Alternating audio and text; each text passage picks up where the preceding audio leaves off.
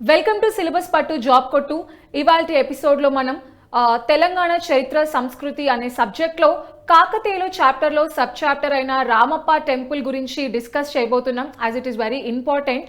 And so ఈ topic పైన మనకి క్లారిటీ ఇవ్వడానికి స్టూడియోలో మనతో పాటు ఉన్నారు Prithvi IAS study circle director and research scholar అయిన పృథ్వీ కుమార్ చౌహాన్ గారు. సో సార్తో మాట్లాడి ఈ టాపిక్ పైన మనం ఒక క్లారిటీ తీసుకోవడానికి ట్రై చేద్దాం. Hello sir. సో అసలు రామప్ప టెంపుల్ ఇంపార్టెన్స్ ఏంటో చెప్పుకుందాం ఫస్ట్. సాధారణంగా కనుక గమనిస్తే మనకు అందరికీ తెలిసిన విషయమే 2021లో యునెస్కో వరల్డ్ హెరిటేజ్ సైట్గా రామప్ప టెంపుల్ని గుర్తించడం జరిగింది. ఇప్పుడు మనం మాట్లాడబోయేది సబ్జెక్ట్ పేరేమో తెలంగాణ చరిత్ర సంస్కృతి. ఎనీ కాంపిటేటివ్ ఎగ్జామ్లో మనకున్న సిలబస్ హెడ్లైన్ ఏముంటుంది అంటే society, culture, art, literature of Telangana అని ఉంటుంది. గత ఎపిసోడ్లో కూడా మనం మాట్లాడుకున్నాం. కొన్ని ఎగ్జామ్లలో మాత్రం ఈ సబ్జెక్ట్ పేరు కూడా ఉండదు, కొన్ని ఎగ్జామ్లో మాత్రం ఉంటుంది. ఎగ్జాంపుల్ టీఎస్పీఎస్సీ అన్ని ఎగ్జామ్లో మాత్రం కంపల్సరీ సబ్జెక్ట్ నేమ్ ఉంటుంది. ఎస్ఐ కానిస్టేబుల్ ఇలాంటి ఎగ్జామ్లో మాత్రం మనకు పర్టైనింగ్ టు తెలంగాణ అని సబ్జెక్ట్ పేరు ఉంటుంది, అంటే తెలంగాణకు సంబంధించిన అంశాలు. ఇప్పుడు మనం మాట్లాడబోయేది ఏంటంటే ఈ రామప్ప దేవాలయం, రామప్ప టెంపుల్ యొక్క ప్రాధాన్యత గురించి మనం మాట్లాడబోతున్నాం. ఇక్కడ కంపల్సరీగా ప్రశ్నలు వస్తాయి. కారణం ఏంటంటే 2021 సంవత్సరంలో యునెస్కో వరల్డ్ హెరిటేజ్ సైట్గా రామప్ప దేవాలయాన్ని గుర్తించింది. అంటే రామప్ప టెంపుల్ అనే టాపిక్ ఏ సబ్జెక్ట్ నుంచి ఏ టాపిక్ నుంచి సబ్ టాపిక్లో ఉన్నది అనేది కనుక గమనిస్తే సబ్జెక్ట్ పేరు ఏమొస్తుందంటే తెలంగాణ కల్చర్ అండ్ హిస్టరీ అని వస్తుంది. టాపిక్ వచ్చేసరికి ఏంటంటే కాకతీయాస్ అని ఉంటుంది. కాకతీయులో సబ్ టాపిక్ ఉండేది ఏంటంటే రామప్ప దేవాలయం గురించి ఉంటుంది. తెలంగాణ చరిత్రలో కానీ, ఉమ్మడి ఆంధ్రప్రదేశ్ ఉన్నప్పుడు కానీ, లేదా ప్రజెంట్ ఆంధ్రప్రదేశ్ మరియు తెలంగాణలో కూడా ఒక టెంపుల్ని యునెస్కో వరల్డ్ హెరిటేజ్గా గుర్తించింది ఏకైక టెంపుల్ ఏంటంటే రామప్ప. ఇప్పుడు ఆంధ్రప్రదేశ్లో కూడా లేపాక్షిని కూడా యునెస్కో వరల్డ్ హెరిటేజ్ సైట్లో భాగంగా గుర్తించాలనేది ఆంధ్రప్రదేశ్ గవర్నమెంట్ ప్రపోజల్ని పంపించింది. ఇది మనకు 2023 కానీ 2024లో కానీ లేపాక్షికి కూడా వరల్డ్ హెరిటేజ్ సైట్ గుర్తింపు రావడానికి ఆస్కారం ఉన్నది. కాబట్టి రామప్ప మీద ఎన్నో విధాలుగా ప్రశ్నలు రావడానికి ఆస్కారం ఉంది. 2021లో ప్రకటించిన తర్వాత కూడా ఇప్పటి వరకు తెలంగాణలో జరిగిన వివిధ ఎంట్రన్స్ ఎగ్జామ్లు కానీ, వివిధ కాంపిటేటివ్ ఎగ్జామ్స్ కానీ, డిగ్రీ ఎగ్జామ్స్ కానీ, పీజీ ఎగ్జామ్లో కానీ ఇప్పటి వరకు మోర్ దాన్ 50 క్వశ్చన్స్ వరకు కూడా ఎగ్జామ్లో ఆల్రెడీ వచ్చేసినాయి.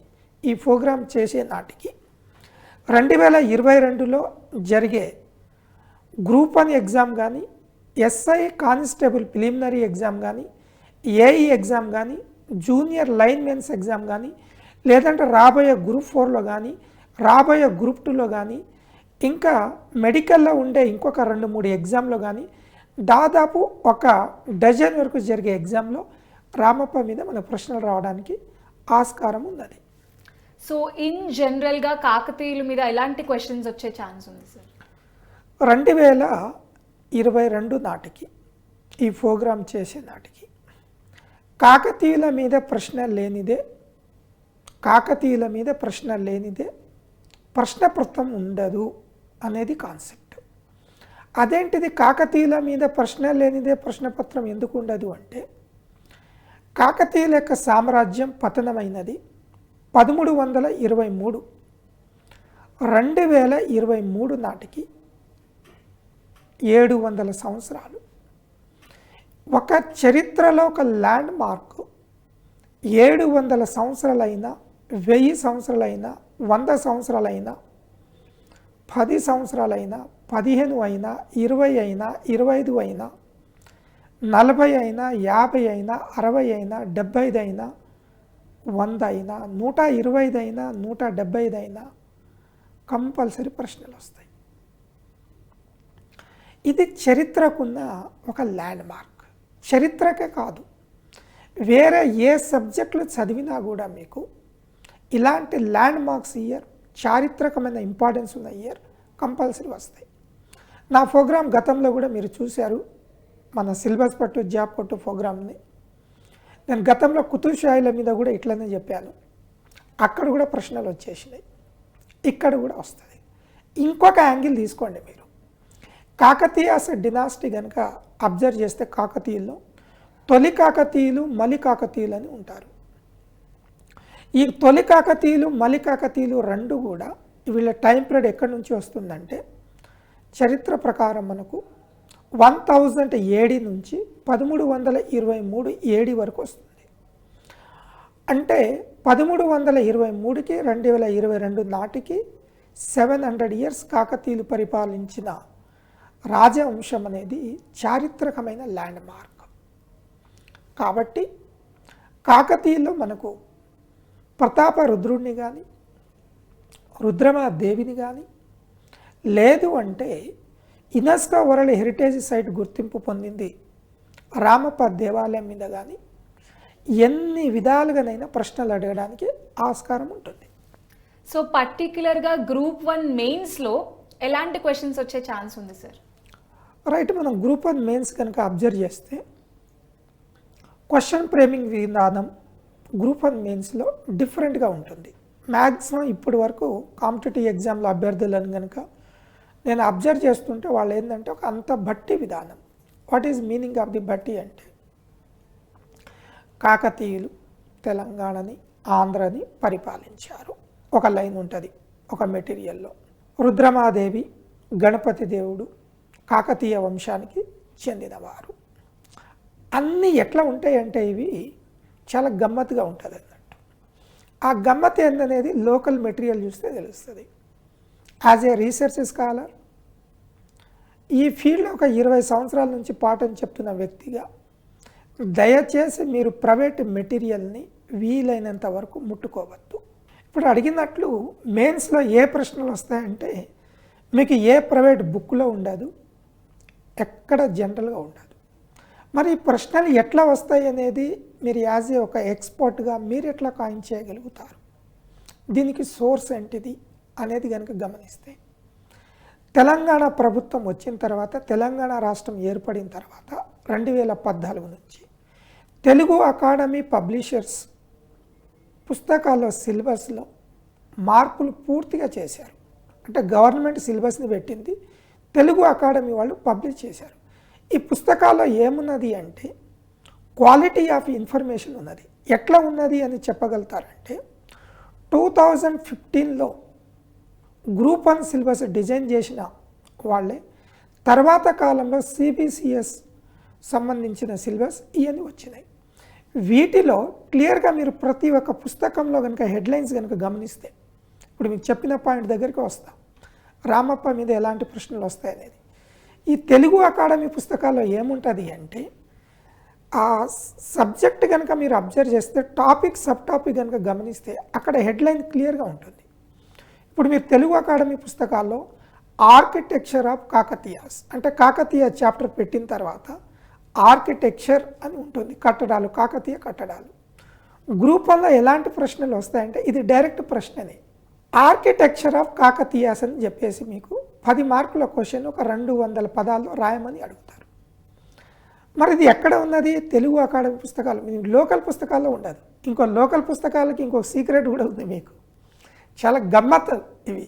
ఎంత గమ్మత్ అంటే ప్రశ్న వచ్చిన తర్వాత ఆ బుక్ ఎప్పుడు పబ్లిష్ అయింది, ఏ నెలలో పబ్లిష్ అయిందని చెప్పకుండా ప్రశ్న వచ్చిన తర్వాత పుస్తకాల్లో పెడతారు.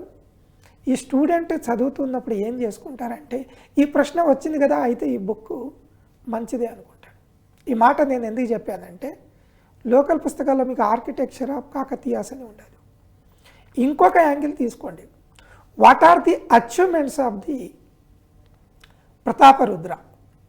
ప్రతాపరుద్రుని యొక్క విజయాల గురించి రాయండి అంటాడు ప్రశ్న. వీటికి అన్నిటి ఇదే ఎపిసోడ్లో మీకు ఆన్సర్ చెప్తాను. ఇక్కడ ఆన్సర్ చెప్తా, ఆన్సర్ గురించి ఏం కంగారు పడకండి. దీనినే కాకతీయుల మీదనే అడగడానికి కాకతీయాస్ యొక్క ఇంపార్టెన్స్ కనుక గమనిస్తే మీరు art and architecture of the Kakatiyas అని కూడా అడగచ్చు. అంటే నేను క్వశ్చన్ యొక్క ఫ్రేమింగ్ని చెప్తున్నా మీకు. ఇప్పుడు మీరు కాకతీయాస్ ఆర్ట్ అండ్ ఆర్కిటెక్చర్ అడిగినప్పుడు గోల్కొండ కుతుబ్ షాహీస్ కూడా ఆర్ట్ అండ్ ఆర్కిటెక్చర్ అడగచ్చు.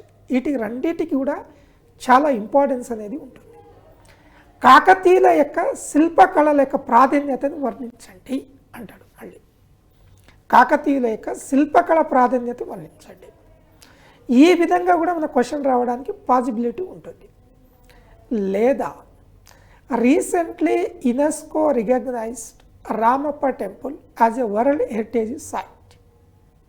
What is importance of the Ramappa అని అడగవచ్చు.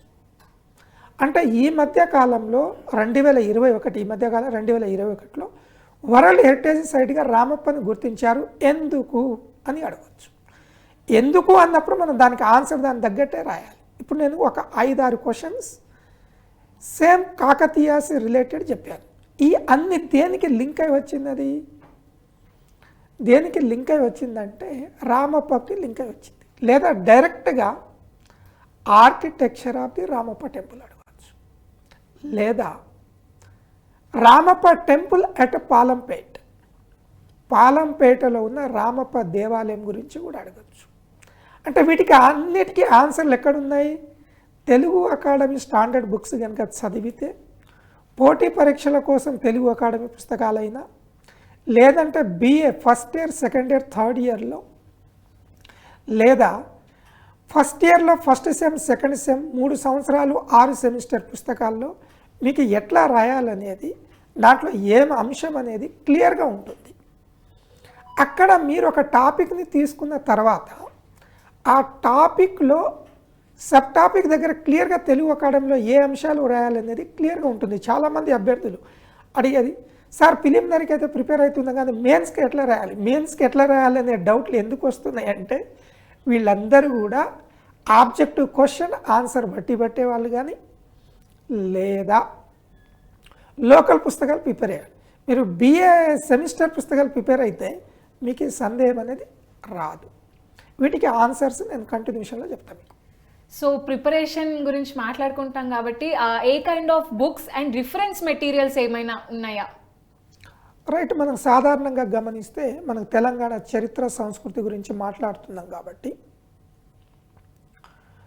నేను ఇంతకుముందే చెప్పాను, ఈ ఫీల్డ్లో ఒక 20 సంవత్సరాల నుంచి అబ్జర్వ్ చేస్తున్న ఒక ఎక్స్పర్ట్గా, దయచేసి మీరు చరిత్రకు సంబంధించిన స్థానిక మెటీరియల్ని ఎక్కడ వాడకండి. ఎందుకు ఈ మాట చెప్తుందంటే, ఆల్రెడీ నేను చెప్పాను, చరిత్రలో లోకల్ మెటీరియల్లో చాలా మిస్టేక్స్ ఉన్నాయి. అట్లానే తెలుగు అకాడమీలో లేదా అంటే ఉన్నాయి, కానీ చాలా మైన్యూట్. తెలుగు అకాడమీ అంటే ఏంది? ఇక్కడ 2 రకాలు ఉన్నాయి. తెలుగు అకాడమీ పుస్తకాలు పోటీ పరీక్షల కోసం ప్రత్యేకం అనేది, అంటే ఓన్లీ కాంపిటేటివ్ ఎగ్జామ్ కోసం. తెలుగు అకాడమీ పబ్లిష్ చేసిన BA first semester, second semester, third, fourth, fifth, sixth సెమిస్టర్లో 99.99% మిస్టేక్స్ లేవు హిస్టరీ పుస్తకాల్లో. ఏమైనా ఉంటే మీకు తెలంగాణ ఉద్యమ చరిత్రలో మిస్టేక్స్ ఉండడానికి ఆస్కారం ఉన్నాయి. కాబట్టి మీరు ఏం చేయాలి అంటే, BA first year, second year, third year సంబంధించిన 2014 తర్వాత కొత్త సిలబస్ ప్రకారం వచ్చిన పుస్తకాలని మాత్రమే రిఫర్ చేయాలి. ఇవి మీకు తెలుగులో ఉంటుంది, ఇంగ్లీష్లో కూడా ఉంటుంది. వీటితో పాటు ప్రామాణికమైన పుస్తకాలని మీరు ఫాలో అవ్వాలి. ఒకవేళ ప్రామాణికమైన పుస్తకాలు మీరు చదవలేనప్పుడు కన్సర్న్డ్ ఎక్స్పర్ట్ని సలహాలు తీసుకొని ఆ పర్టికులర్ టాపిక్ మీద మీరు చదువుకుంటే చాలు. ప్రామాణికమైన పుస్తకాలు అని అంటున్నారు కదా, ప్రామాణికమని మాకెట్లా తెలుస్తుంది, మీరెట్లా ప్రామాణికం అంటున్నారు, అన్ని ప్రామాణికమే అంటున్నారు కదా. ఒక ప్రొఫెసర్ లేదా ఒక సిలబస్ డిజైన్ చేసినప్పుడు దాని కింద రిఫరెన్స్ బుక్, స్టాండర్డ్ బుక్స్ అని ఉంటుంది. అక్కడ ప్రొఫెసర్లు క్లియర్గా చెప్తారు, ఇగో ఈ టెక్స్ట్ బుక్ నుంచి మేము సిలబస్ని కాన్ చేసినాం. ఎగ్జాంపుల్, కాకతీయుల మీద ది కాకతీయాస్ ఆఫ్ వరంగల్ అనే టైటిల్తోని, అంటే కాకతీయులు అనే టైటిల్తోని PV పరబ్రహ్మ శాస్త్రి గారు రాశారు పుస్తకం. ఇది ప్రామాణికం. కాకతీయులపై PV పరబ్రహ్మ శాస్త్రి తెలుగు అకాడమీ తెలుగులో దొరుకుతుంది, ఇంగ్లీష్లో కూడా దొరుకుతుంది.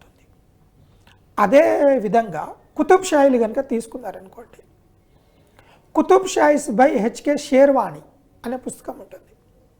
నాకు తెలిసి ఇప్పటి వరకు ఈ ప్రోగ్రామ్ చేసే నాటి గ్రూప్ 1కి 2 లక్షల మంది దాదాపుగా అప్లై చేస్తే ఈ 2 లక్షల నాకున్న నాలెడ్జ్ మేరకు 100 మంది కూడా ఈ 2 పుస్తకాలు చదవలేదని నేను అనుకుంటున్నాను. అంటే మీరు పోటీ పరీక్షలకి ఎంత దూరంలో ఉన్నారు. 2 లక్షల మందిలో 100 మంది కూడా తెలియదు, చాలామంది కూడా తెలియదు. హైలైట్ ఏంటంటే ఇవే పుస్తకాలు ఆబ్జెక్టివ్ క్వశ్చన్లలో మ్యాచ్ ది ఫాలోయింగ్లో అడుగుతున్నాడు మీకు. అదే కనుక మీరు అసఫ్ జాయిస్ కనుక తీసుకున్నారనుకోండి, అసఫ్ జాయిస్ చరిత్ర, అసఫ్ జాయి యొక్క చరిత్రకు సంబంధించింది రాజేంద్ర ప్రసాద్ అని బుక్ ఉంటుంది, అది కూడా మీరు చదవచ్చు. అదేవిధంగా మీరు అన్ని కల్చర్కి సంబంధించిన అంశాల్లో 400 years ఆఫ్ ది హైదరాబాద్ రజా అలీ ఖాన్ ఆ పుస్తకం చదవచ్చు. కాకపోతే అది ఇంగ్లీష్లోనే ఉంటుంది, తెలుగులో ఉండదు. రాజా అలీ ఖాన్ 400 years. కాస్ట్ కూడా మీకు దాదాపు 2000 ఉంటుంది పుస్తకం యొక్క కాస్ట్, పేపర్ ప్రింట్. ఇట్లా మనం చెప్పుకుంటా పోతే ప్రామాణికమైన పుస్తకాలు మీకు తెలంగాణ చరిత్రకు సంబంధించినవి మేజర్గా ఒక 4 పుస్తకాలు చెప్పాను నేను. ఇవి ఫాలో అవ్వాలి. ఎప్పుడు ఫాలో అవ్వాలి? బిఏ పుస్తకాలు చదివేసిన తర్వాత ఈ పుస్తకాలు కనుక చదివితే బెటర్. మీరు బిఏ పుస్తకాలు చదవకుండా డైరెక్ట్ వీటిని పట్టుకున్నారనుకోండి, ఇప్పుడు ఉన్న టైంలో మాత్రం అవి పూర్తి కాదు. కాబట్టి స్టాండర్డ్ని తీసుకోండి. క్వశ్చన్ పేపర్ తయారు చేసేటప్పుడు కూడా అక్కడ నుంచే మనకు ప్రశ్నలు అడుగుతారు తప్ప మీకు లోకల్లో రాసిన మెటీరియల్ నుంచి అడగరు. నేను ఎందుకు అంత ట్రస్ట్ చేసి చెప్తున్నా అంటే, as a Prithvi Sai study circle coaching centre నడుపుతున్నా. మేము ఓన్గా మా స్టడీ మెటీరియల్స్ ఉంటుంది, కోచింగ్ సెంటర్ మెటీరియల్ ఉంటుంది. కానీ నేను ఎప్పుడు కూడా ఓన్ మెటీరియల్ తయారు చేయను. క్లాస్ రూమ్లో చెప్పిందే చదవాలి. స్టాండర్డ్ పుస్తకాలు నేను చెప్తాను తప్ప ఈ చెప్పాం. ఎందుకంటే వాళ్ళకి ఏంటంటే ఇప్పటికీ కూడా తెలంగాణలో అసలు తెలంగాణ సబ్జెక్టులకు సంబంధించిన 90% సమాజానికి కాంపిటేటివ్ ఎగ్జామ్ ప్రిపేర్ అయ్యే పిల్లలకి తెలంగాణ చరిత్ర సంస్కృతికి ఉన్న సబ్జెక్ట్ ఇంకా ప్రిపేర్ కాలేదు వాళ్ళు. ఇగో దిస్ ఈస్ ది థింగ్. ఎందుకంటే ఒక ప్రామాణికమైన పుస్తకం చదివితేనే మనకు క్వాలిటీ అనేది బయటకు వస్తుంది. That is the reason. అందుకు నేను చెప్పిన పుస్తకాలు ఇవి ఫాలో అవ్వండి first, then you can go to standard బుక్స్కి వెళ్ళడానికి ఆస్కారం ఉంటుంది. Yeah sir. అండ్ కాంపిటేటివ్ ఎగ్జామ్స్కి ప్రిపేర్ అయ్యేటప్పుడు చాలా సబ్జెక్ట్స్ ఉంటాయి. సో ఒక సబ్జెక్ట్ చదువుతున్నప్పుడు ఇంకో సబ్జెక్ట్ మర్చిపోతూ ఉంటామని చెప్తారు. అలా ఎందుకు జరుగుతుంది? ఇది సాధారణమమ్మా. ఇది ఇప్పుడు మనం ఒక సబ్జెక్ట్ చదువుతున్నప్పుడు ఏమవుతూ ఉంటుంది అంటే ఇంకొక సబ్జెక్ట్ని మర్చిపోతాం. కారణం ఏంటిది అనేది కనుక గమనిస్తే, ఇప్పుడు ఎట్లుంటుందంటే చాలామంది అభ్యర్థులు నోటిఫికేషన్ పడిన తర్వాత ప్రిపేర్ అవుతూ ఉంటారు. నాకున్న అనుభవం ప్రకారం నోటిఫికేషన్ పడ్డప్పుడు మాత్రమే ప్రిపేర్ అయ్యే అభ్యర్థులకి ఇది 100% మర్చిపోతారు. వాస్తవంగా చెప్పాలంటే 90% ఆఫ్ ది రిజల్ట్ నోటిఫికేషన్ పడ్డప్పుడే బుక్ ముట్టుకున్నోడికి జాబ్ రాదు, అది సందేహమే లేదు. ఒకవేళ వచ్చిందంటే అతను గతంలో కొంత ప్రిపేర్ అయ్యి డూ ఆర్ డై అన్నట్టు మొత్తం టైంని అలాకేట్ చేసి కూర్చుంటే కానీ అప్పుడు రాదు. ఫర్ ఎగ్జాంపుల్ మీకు డిఫరెంట్ సబ్జెక్ట్స్ చెప్తాను ఎందుకు మర్చిపోతారు అనేది. ఇప్పుడు నేను ఇంజనీరింగ్ బ్యాక్గ్రౌండ్ నుంచి వచ్చిన, ఇప్పుడు యాజ్ ఏ ఇంజనీరింగ్ బ్యాక్గ్రౌండ్ నుంచి వచ్చిన తర్వాత నేను సోషల్ స్టడీస్కి వచ్చేసాను. ఇటు హ్యుమానిటీస్ సబ్జెక్ట్ అంటే చరిత్ర, పాలిటీ, ఎకానమీ వీటికి వచ్చాను. చరిత్ర మీద ఇప్పుడు పిహెచ్డి చేస్తున్నాను. MA political science, MA economics, MA history, BA, PG డిప్లొమాలు ఒక 7 క్వాలిఫికేషన్ పక్కన పెట్టండి.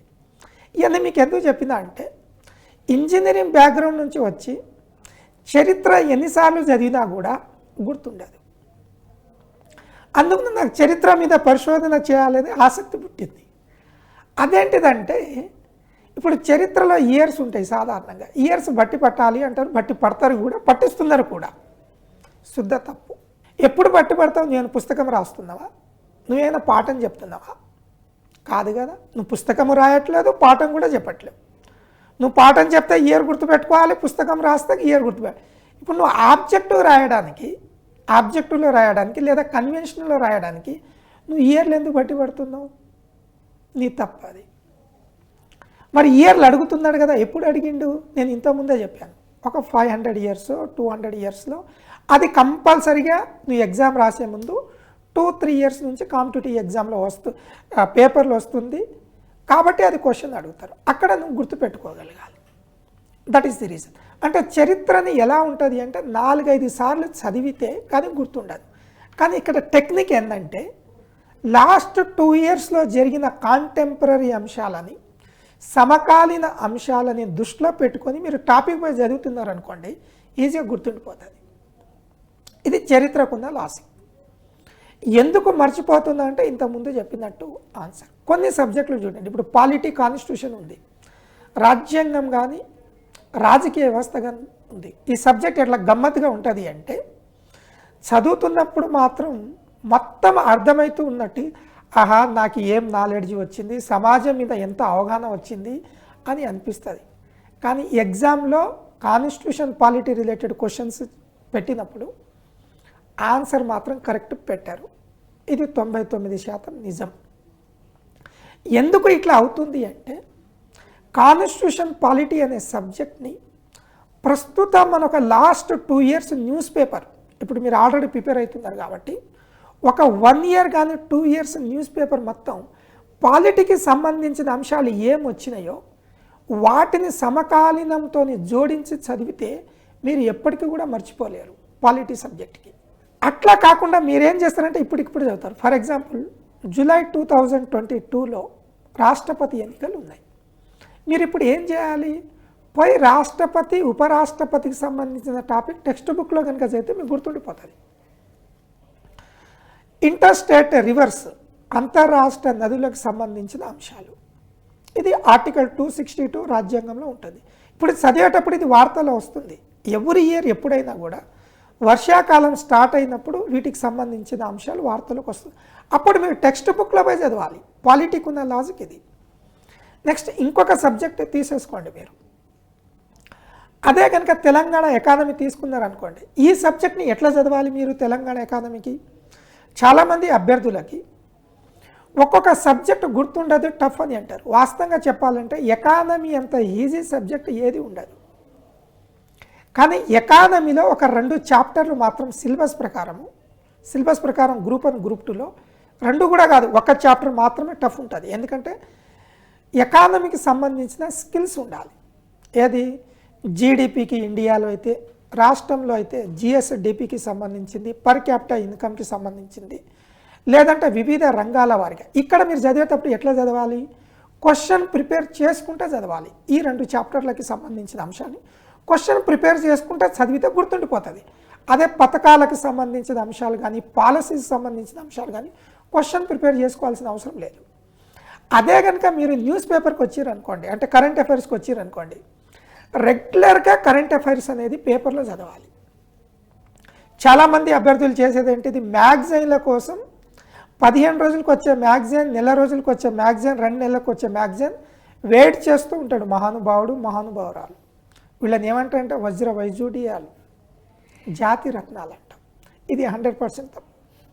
ఎందుకు అంటే న్యూస్ పేపర్స్ అయితే ఆ అంశం ఎందుకు వచ్చింది, దాని కింద ఇంపార్టెన్స్ ఏంటిది అనేది తెలుస్తుంది. తెలంగాణ బిడ్డ రీసెంట్గా లైక్ వరల్డ్ ఛాంపియన్షిప్లో వరల్డ్ గోల్డ్ మెడల్ పొందారు.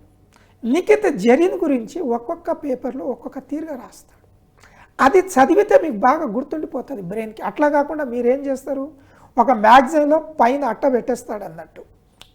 నిఖిత్ జరీన్ ప్రపంచవ్యాప్తంగా తెలంగాణ పేరు ప్రఖ్యాతులు గాయించాడు అనగానే ఆ కలరు అట్ట చూడంగా బుక్ కానిస్తాం. కానీ వాడు అడిగే యాంగిల్ ఎట్లా ఉంటుంది అంటే డిఫరెంట్గా ఉంటుంది. రీసెంట్గా ఎగ్జామ్లో వచ్చింది. ఇప్పుడు రాఫెల్ నాదల్ 21వ గ్రాండ్ స్లామ్ సాధించాడు. మన ఎగ్జామ్లో ఏం అడిగారు, మే నెల 2022లోనే ఈ క్వశ్చన్ ఆల్రెడీ వచ్చేసింది. రాఫెల్ నాదల్ ఎన్నోవ గ్రాండ్ స్లామ్ని సాధించాడు. మీరు పోయి న్యూస్ పేపర్లో చూడండి, హెడ్లైన్లోనే 21 నెంబర్ ఉంటుంది. 2022 ఇయర్లో 21 నెంబర్ ఉంటుంది. దీనికి ఉన్న ఇంపార్టెన్స్, ఒక్కొక్క సబ్జెక్ట్ని దానికి మెథడ్ ఏదైతే ఉందో దాని ప్రకారం కనుక చదివితే మీరు ఈజీగా గుర్తుండిపోతుంది. కానీ మెథడ్ ప్రకారం చదవరు, షార్ట్ కట్ల ప్రకారం. కరెంట్ అఫైర్స్ని పేపర్లే చదవాలి. ఇప్పుడు నేను తెలంగాణ మూమెంట్ తీసుకోండి ఎగ్జాంపుల్. ఇప్పుడు తెలంగాణ మూమెంట్ ఇయర్స్ బాగుంటాయి. ఎక్కడ గుర్తుపెట్టుకోవాలి నువ్వు తెలంగాణ ఇయర్స్కి? తెలంగాణ ఇయర్స్లో 1991 నుంచి 2014, ఎస్పెషల్లీ 2000 నుంచి 2014 ఇయర్స్ అస్సలు గుర్తుండవు. ఇయర్స్ గుర్తుండవు, సంఘటనలు గుర్తుండవు. నేను చిన్న లాజిక్ ఏం చెప్తానంటే, ప్రిపేర్ అయ్యే అభ్యర్థులు మీరు పుట్టిన ఏజ్ కంపారిజన్ చేయండి. మీరు చదువుకున్న టైం ఏంది? 5వ తరగతి చదువుతున్నారా 2009లో? 2014లో డిగ్రీ చదువుతున్నారా? 2003లో ఏం చేస్తున్నారు? అక్కడ ఏం జరుగుతుందంటే నెలల వారీగా కూడా గుర్తుపెట్టుకోవాలి. ఈ లాజిక్ ఇక్కడ ఒకటే కాదు, ఆధునిక భారతదేశ చరిత్ర చదువుతున్నప్పుడు కూడా మీరు బాగా అబ్జర్వ్ చేస్తే 1930 నుంచి 1947 వరకు ప్రతి ఇయర్ ప్రతి సంఘటన కూడా అక్కడ మనం గుర్తుపెట్టుకుంటాం. తెలంగాణలో కూడా ఇట్లా గుర్తుపెట్టుకోవాలి. ఎందుకు మర్చిపోతున్నారు అంటే, ఇప్పుడు నేను చెప్పిన విధంగా చదవకుండా ఒక సబ్జెక్ట్ని కొంతమంది చాలా గమ్మత్ ఇది. ఈ మధ్య చూస్తున్న కాంపిటేటివ్ ఎగ్జామ్లో అడుగుతుంటే పిల్లలు అడిగే క్వశ్చన్స్కి ఎంత సిల్లిగా వాళ్ళు ఉన్నారు అంటే, అసలు వీళ్ళు పోటీ పరీక్షలు ప్రిపేర్ అయ్యే అభ్యర్థులు ఇట్లా ఉంటారా అనిపిస్తుంది. ఎట్లా? ఎగ్జాంపుల్ కనుక మీరు తీసుకున్నారనుకోండి, కొన్ని సబ్జెక్టులకి ఇప్పుడు తెలంగాణ మూమెంట్లో ఒక అంశం తీసేసుకోండి. ఇప్పుడు టీఆర్ఎస్ పార్టీ 20 ఇయర్స్ సెలబ్రేషన్ జరుపుకున్నది. అక్కడ క్వశ్చన్ ఎందుకు అడిగారు? మీకు కంపల్సరీ అడుగుతారు కదా. అట్లా మీరు లాజికల్గా దాన్ని థింక్ చేయగలగాలి. ప్రీవియస్ పేపర్స్ని అనలైజ్ చేయాలి. ఇక ఫలాని క్వశ్చన్ గతంలో ఎందుకు అడిగాడు అనేది మనకు తెలియాలి. కానీ షార్ట్ పీరియడ్లో మనం ప్రిపేర్ అవ్వడం వల్ల మర్చిపోతుంది అనేది. ఇప్పుడు నీకు సబ్జెక్ట్ మీద కమాండే లేదు. ఇంతకుముందు చెప్పినట్టు 2 గంటలు పాలిటీ చదువుతాడంటే, 2 గంటలు ఎకానమీ చదువుతాడు, 2 గంటలు హిస్టరీ చదువుతాడు. పిచ్చోని ఏమైనా? నీకు సబ్జెక్ట్ మీద పూర్తిగా కమాండ్ ఉన్నప్పుడు నువ్వు 2 గంటలు పాలిటీనో, ఎకానమీలో, జియోగ్రఫీనో, కరెంట్ అఫైర్స్లో, సైన్స్ అండ్ టెక్నాలజీనో, డిజాస్టర్ మేనేజ్మెంట్నో చదివితే గుర్తుంటుంది. నీకు పూర్తిగా సబ్జెక్ట్ తెలియకుండా నీకు కమాండింగ్ రాదు. అందుకనే మీరు ఒకసారి చూడండి, ఒక 2 గంటలు ఒకటే సబ్జెక్ట్ చదివి చూడండి, ఒక 5 గంటలు ఒకటే సబ్జెక్ట్ చదివి చూడండి. మీకు సబ్జెక్ట్ ఏం తెలియనప్పుడు 2 అవర్స్ కాదు, 5 అవర్స్ 10 అవర్స్ సబ్జెక్ట్ కమాండ్ వచ్చిన తర్వాత 2 అవర్స్ డివైడ్ చేసుకో. ఇది ఎవరు చేస్తారు? ఆల్రెడీ సబ్జెక్ట్ మీద కమాండ్. అట్లా కాకుండా నీకేం సబ్జెక్ట్ తెలియకుండా 2 అవర్స్ కనుక చదివినా అనుకో గుర్తుండదు. అట్లా మీరు డిఫరెంట్ సబ్జెక్ట్, డిఫరెంట్ టెక్నిక్స్ని, ఆ method of the subject studies చేసే విధానాన్ని తెలుసుకుంటే బెటర్. ప్రిపరేషన్ కాదు, మెథడ్ ఆఫ్ ప్రిపరేషన్ కూడా చాలా ఇంపార్టెంట్. Yes, exact. అది ఉండాలి కూడా. ఉండాలి. అంటే కరెంట్ అఫైర్స్ అంటే మ్యాగజైన్స్ అవి కాకుండా కంపల్సరీ న్యూస్ పేపరే చదవాల్సింది. సో ఆ మెథడే వాళ్ళకి వర్కౌట్ అవుతుంది. ఎందుకంటే డిఫరెంట్ పేపర్లో డిఫరెంట్ యాంగిల్లో రాస్తాడు, వాళ్ళు నచ్చిన మెథడ్ రాస్తాడు, దానివల్ల రీజన్స్ రాస్తాడు ఎందుకనేది. అది మనకు ఆటోమేటిక్గా గుర్తుండిపోతుంది. ఇప్పుడు పేపర్లో చూసినప్పుడు ఏంటంటే ఫోటో ఉంటుంది, హైలైట్ ఉంటుంది, సబ్ టాపిక్ ఉంటుంది. కొంతమంది విమర్శ చేస్తారు, దాన్ని ఫాస్ట్గా బాగా హైలైట్ చేసి రాస్తారు. ఈ డిఫరెంట్ యాంగిల్లో ఉంది. మీరు రీసెంట్గా కనుక గమనిస్తే మన Supreme Court chief justice N V Ramana గారు వార్తల్లో ఈ మధ్య బాగా వస్తున్నారు. ఇండియాలో మీరు ఎక్కడైనా చూడండి, పాలిటీ కాన్స్టిట్యూషన్ సబ్జెక్ట్లో is a statement becoming a question. ఇప్పుడు అది ఎక్కడ వస్తుంది? ఇప్పుడు మీరు సివిల్ సర్వీస్ ఎగ్జామ్ రాస్తుంది కూడా ఒక పేపర్లో ఒక మంచి స్టేట్మెంట్ని తీసుకొచ్చి క్వశ్చన్ ఫ్రేమ్ చేసేస్తున్నాడు. ఒకసారి ఒక పేపర్లో ఏం పెట్టిందంటే, Indian constitution is a living document అన్నాడు. భారత రాజ్యాంగం లివింగ్ డాక్యుమెంట్ అని క్వశ్చన్ మార్క్ పెట్టి ఆశ్చర్యకం పెట్టి ఏం చేసిందంటే ఆశ్చర్యకం పెట్టేసి వదిలిపెట్టేసిండు. సివిల్ సర్వీస్ ఎగ్జామ్లో క్వశ్చన్ డైరెక్ట్ వచ్చింది, Indian constitution is a living document అనేది క్వశ్చన్ డైరెక్ట్ వచ్చేసింది. డిస్కస్ అన్నాడు, కామెంట్ అన్నాడు, ఒకసారి కామెంట్ అన్నాడు, డిస్కస్. ఇప్పుడు లివింగ్ డాక్యుమెంట్ ఎలా ఉంటుంది అంటే, ఒక ఎక్స్పర్ట్ ఒక ఆర్టికల్ రాస్తాడు. అఫ్కోర్స్ కొన్ని ఇప్పుడు జర్నలిజంలో ఉన్నప్పుడు కొన్ని సాధారణంగా మిస్టేక్స్ ఉంటాయి, ఎందుకంటే టెక్నికల్ వర్డ్స్ పేపర్లో కొన్నిసార్లు రాదు. ఇది మస్ట్ అండ్ షుడ్. నా అనుభవం 20 సంవత్సరాల అనుభవం కూడా ఇదే చెప్పిందా, ఇట్లా మనం పేపర్ కంపల్సరీ చదవాలని. అండ్ మనకి ఎగ్జామ్ రాసేటప్పుడు కాన్ఫిడెన్స్ అనేది కూడా చాలా ఇంపార్టెంట్, ఒక కీ రోల్ ప్లే చేస్తుంది. సో వీళ్ళు ఏం చెప్తారంటే, స్టూడెంట్స్ చాలాసార్లు చాలా రోజుల నుంచి ప్రిపేర్ అవుతున్నాం, చాలా బాగా చదువుతున్నాం, బట్ ఆ కాన్ఫిడెన్స్ అనేది మాకు రావట్లేదు అంటారు. సో వాళ్ళకి ఏం చెప్తారు సార్? ఎస్, ఇప్పుడు స్ట్రైట్గా దీనికి ఆన్సర్ చెప్పాలి అంటే, కాన్ఫిడెన్స్ అనేది ఎప్పుడు వస్తుంది అంటే, సబ్జెక్ట్ మీద పూర్తి కమాండ్ ఉన్నప్పుడు కాన్ఫిడెన్స్ వస్తుంది. సబ్జెక్ట్ మీద పూర్తి కమాండ్ లేనప్పుడు కాన్ఫిడెంట్ రాదు. ఇప్పుడు కాన్ఫిడెంట్ అనేది ఎప్పుడు వస్తుంది అంటే, మీరు ఒక సబ్జెక్ట్ చదివేసి దాని మీద క్వశ్చన్స్ని ప్రాక్టీస్ చేయాలి. ఇదో గమ్మత్ కూడా. నేను దిల్సుఖ్ నగర్లో ఉంటా, నా ఇన్స్టిట్యూట్ కూడా దిల్సుఖ్ నగరే. ప్రతి సండే దిల్సుఖ్ నగర్లో ఒక జాతర లెక్క ఎగ్జామ్ రాస్తారు వీళ్ళందరూ. వీళ్ళ పేపర్ కూడా తీసుకొని అభ్యర్థుల పేపర్ చూస్తే ఏముంటుందంటే బుక్లో ఎట్లా ఉంటుందో అట్లా కాపీ చేసి ఎగ్జామ్ క్వశ్చన్ పేపర్ ప్రిపేర్ చేసి రాసిస్తున్నారు. దానికోసం మేము ప్రిపేర్ అవుతున్నది రావట్లేదని బాధ, అక్కడ మా నెంబర్ రావట్లేదని బాధ. కాన్ఫిడెంట్ ఎప్పుడు వస్తుంది మీకు? ఆ సబ్జెక్ట్ చదివి previous years question, not model questions కాదు, గతంలో అదే సబ్జెక్ట్ మీద క్వశ్చన్స్ ఎట్లా అడిగారనేది దానికి ప్రాక్టీస్ చేయాలి, దాన్ని చూడాలి. ఏ ఇయర్లో ఆ క్వశ్చన్ వచ్చింది, అదే ఇయర్లో ఆ క్వశ్చన్ ఎందుకు అడిగాడు అనేది number of previous years questions చూడాలి. అప్పుడు ఆ పర్టికులర్ సబ్జెక్ట్ మీద మీకు కాన్ఫిడెంట్ వస్తుంది. ఎగ్జాంపుల్, ఇప్పుడు మీరు కనుక తీసుకున్నారనుకోండి, ఇప్పుడు రామప్ప టెంపుల్ని తీసేసుకోండి. రామప్ప టెంపుల్ మీద ఉమ్మడి ఆంధ్రప్రదేశ్లో 1984 నుంచి ఎగ్జామ్స్ జరిగిన ఒక్కసారి తప్ప రామప్ప టెంపుల్ మీద ఎప్పుడు ప్రశ్న అడగలేదు.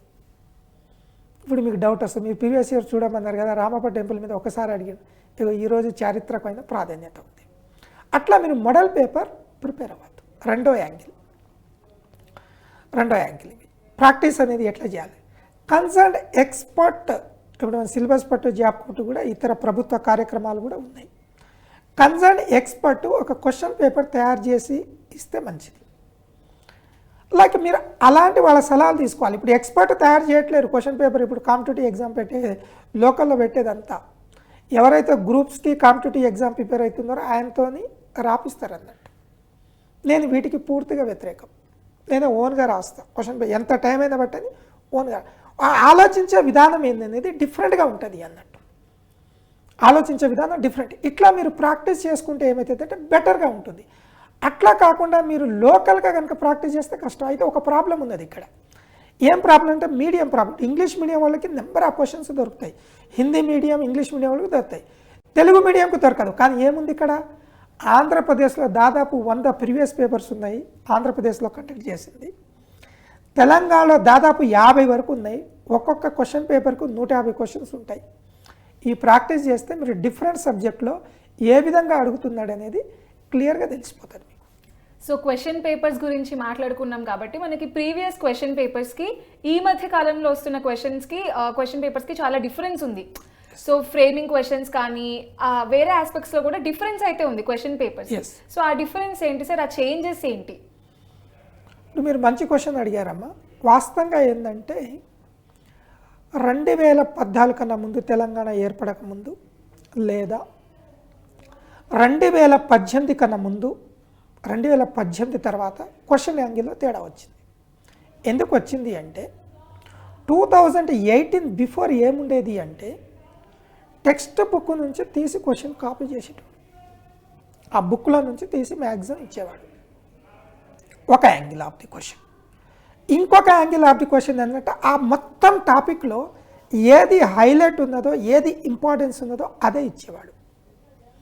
ఇప్పుడు ఏమవుతుందంటే అనలిటికల్ క్వశ్చన్స్ పోటీ పరీక్షల్లో వస్తున్నాయి. అనలిటికల్ క్వశ్చన్స్ అంటే విశ్లేషణకు సంబంధించిన క్వశ్చన్ పోటీ పరీక్షలో వస్తున్నాయి. విశ్లేషణకు సంబంధించిన క్వశ్చన్ అంటే దాని అర్థం ఏంటిదనే యాంగిల్. ఇప్పుడు ఎగ్జాంపుల్, ఒక కాన్స్టిట్యూషన్లో ఒక టాపిక్ చెప్తాను మీకు, అట్లా ఒక 2-3 సబ్జెక్టులకి మీకు ఎగ్జాంపుల్ చెప్తాను. రీసెంట్గా శ్రీలంకలో ఎమర్జెన్సీ విధించేశారు. శ్రీలంకలో ఎమర్జెన్సీ విధించడం ఇంటర్నేషనల్ రిలేషన్స్ టాపిక్ కిందకి వస్తుంది. ఈ మధ్యకాలంలో ఏ దేశంలో ఎమర్జెన్సీని విధించారని 4 ఇది మనం చదువుకుంటాం. విశ్లేషణ ఏంటిది, భారతదేశంలో అత్యవసర పరిస్థితి ఎన్ని విధాలుగా విధిస్తారు, 3 విధాలుగా విధిస్తారు అనే యాంగిల్ మనం ఇక్కడ చదవాలి. ఇంకొక యాంగిల్ తీసేసుకోండి. ఇప్పటికి మారిన క్వశ్చన్. ఇప్పుడు గతంలో ఏం అడిగేవాళ్ళు, శ్రీలంక కింది వాటిలో ఏ దేశంలో ఈ మధ్య కాలంలో ఎమర్జెన్సీ విధించారంటాడు. అది స్ట్రైట్ ఫార్వర్డ్ పేపర్లో చదువుకోండి. కానీ అనలిటికల్ ఏంటిది, ఇండియాలో ఉన్న ఎమర్జెన్సీకి సంబంధించిన క్వశ్చన్, ఇది పక్కా వస్తుంది. అందుకనే నేను ఎపిసోడ్లో కూడా అన్నా, పృథ్వీ సార్ మాట పోటీ పరీక్షలకు ప్లాటినం బాట. నోటి నుంచి మాట వచ్చిందంటే ఎగ్జామ్లో ప్రశ్న వస్తుంది. ఇంకొక యాంగిల్లో తీసేసుకోండి మీరు, డిజాస్టర్ మేనేజ్మెంట్ తీసేసుకోండి మీరు. ఇప్పుడు విపత్తు నిర్వహణ ఎంతసేపటికి ఏం ఆలోచిస్తున్నాం మనం, తెలంగాణలో అయితే జనరల్గా తుఫాన్ అనేది చాలా తక్కువ ఉంటుంది కోస్టల్ ఏరియా కాబట్టి కంపేర్ టు ది ఆంధ్రప్రదేశ్. ఆంధ్రప్రదేశ్లో కోస్టల్ ఏరియా కాబట్టి తుఫాన్ బాగా వస్తూ ఉంటుంది. గతంలో ఫలాని తుఫాన్ ఎప్పుడు వచ్చిందని అడిగేటోడు తుఫాన్ పేరు అడిగేవాడు, అసని కానీ లేదంటే డిఫరెంట్ తుఫాన్ నేమ్ అడిగేవాడు. ఇప్పుడు క్వశ్చన్ ఎట్లా అడుగుతున్నాడు ఇదే తుఫాన్ మీద 4 తుఫాన్లు ఇచ్చేసి సరి అయిన క్రమంలో అమర్చండి అని. తుఫాన్లు ఎప్పుడు సాధారణంగా వస్తాయి నవంబర్, ఎవ్రీ ఇయర్ నవంబర్ కానీ డిసెంబర్ నెలలో కానీ జనవరి కానీ ఈ 3 నెలల్లో కానీ మళ్ళీ రేనీ సీజన్లో కానీ వస్తుంటుంది. అది పోయి ఇప్పుడు ఎక్కడికి వెళ్ళిండు, ప్రపంచంలో ఎక్కడైనా తుఫాన్ కానీ టోర్నడో కానీ వచ్చినప్పుడు ఫలాని టోర్నడో కానీ తుఫాన్ కానీ ఏ దేశంలో వచ్చింది అంటున్నాడు. అది దేంట్లో కవర్ అవుతుంది, డిజాస్టర్ మేనేజ్మెంట్లో కవర్ అవుతుంది. ఇప్పుడు గతంలో అడిగిన క్వశ్చన్కి ఇప్పుడు క్వశ్చన్ తేడా. గతంలో ఏం అడిగారు, ఫలానా తుఫాన్ ఏ ఇయర్లో వచ్చింది, ఏ నెలలో వచ్చింది. ఇప్పుడు అట్లా కాదు, తుఫాన్ రెగ్యులర్గా వస్తున్నాయి కాబట్టి 4 తుఫాన్లు ఇచ్చేసి ఆరోహణ అవరోహణ క్రమంలో అమర్చండి. గతంలో క్వశ్చన్ ఎట్లుండేది, సింగిల్ స్టేట్మెంట్ క్వశ్చన్ ఉండేది. ఇప్పుడు సింగిల్ స్టేట్మెంట్ క్వశ్చన్స్ లేవు. కన్సిడర్ ది ఫాలోయింగ్, ఈ కింది వాటిలో సరి అయినది ఏది, సరి కానిది ఏది అని క్వశ్చన్లు అడుగుతున్నాడు. ఇప్పుడు సరి అయినది ఏది, సరి కానిది అంటే ఈయన బాధ ఏంది, సింగిల్ స్టేట్మెంట్ లోకల్ పుస్తకాలు చదివిండు, లైన్ టు లైన్ చదివిండు కాబట్టి ఇది. ఇప్పుడు సరి అయింది ఏది కానిది అనేది టైం వేస్ట్ అవుతుంది. ఆ క్వశ్చన్కి ఆన్సర్ ఎట్లా పెట్టగలుగుతావు నువ్వు, సరి అయింది ఏది, ఎవరైతే టెక్స్ట్ బుక్ చదువుతాడో ఆయన మాత్రమే సరి అయింది ఏది సరిగా. వాస్తవంగా చెప్పాలంటే గమ్మత్ ఇది, ఈ కింది వాటిలో సరి అయింది ఏది అనే కానిది అనేది క్వశ్చనే easy compare to the single statement question. ఎందుకు చెప్పాలి, అది ఇప్పుడు ఒక స్టేట్మెంట్ చదివినప్పుడు దాంట్లో మిస్టేక్ ఎక్కడ ఉందని ఫస్ట్ చూడాలి మనం. ఒకవేళ దాంట్లో మిస్టేక్ కానీ రైట్ కానీ ఉన్నదనుకోండి, పక్కా 3 స్టేట్మెంట్లు ఇచ్చినప్పుడు పక్కా 4 ఆప్షన్లలో కనీసం ఒక ఆప్షన్ అయినా ఎలిమినేట్ అవుతుంది, లేదా 2 ఆప్షన్లైనా ఎలిమినేట్ అవుతుంది. కొన్నిసార్లు ఏమవుతుందంటే 3 ఆప్షన్లు ఎలిమినేట్ అయ్యి ఒకటే ఆన్సర్ రైట్ ఆన్సర్ వచ్చి ఒక్క స్టేట్మెంట్తోనే ఆన్సర్ రైట్ వచ్చేస్తుంది. గతంలో మీకు మ్యాథ్స్ ది ఫాలోయింగ్స్ లేవు, ఇప్పుడు మ్యాథ్స్ ది ఫాలోయింగ్స్ వచ్చినాయి. గత పేపర్లకు ఇప్పుడు పేపర్ తేడా ఏంటంటే సింగిల్ స్టేట్మెంట్ క్వశ్చన్స్ ఏకరూప ప్రశ్నలు ఎక్కువ వచ్చాయి, ఇప్పుడు మ్యాచింగ్ వస్తుంది. ఇప్పుడు మ్యాథ్స్ ది ఫాలోయింగ్ వచ్చినప్పుడు ఏంటంటే లాజిక్, మ్యాథ్స్ ది ఫాలోయింగ్ చాలా ఈజీ క్వశ్చన్, కానీ ఈయన అట్లా చదవలేదు కదా, లాజికల్గా చదవలేదు. సింగిల్ స్టేట్మెంట్ ఈయన యాంగిల్, స్టూడెంట్ యాంగిల్లో, అభ్యర్థి యాంగిల్లో ఏంటంటే అక్కడ ఒక క్వశ్చన్ అక్కడ ఒక క్వశ్చన్ అక్కడ స్టేట్మెంట్ జాయిన్ చేసిండని ఇది.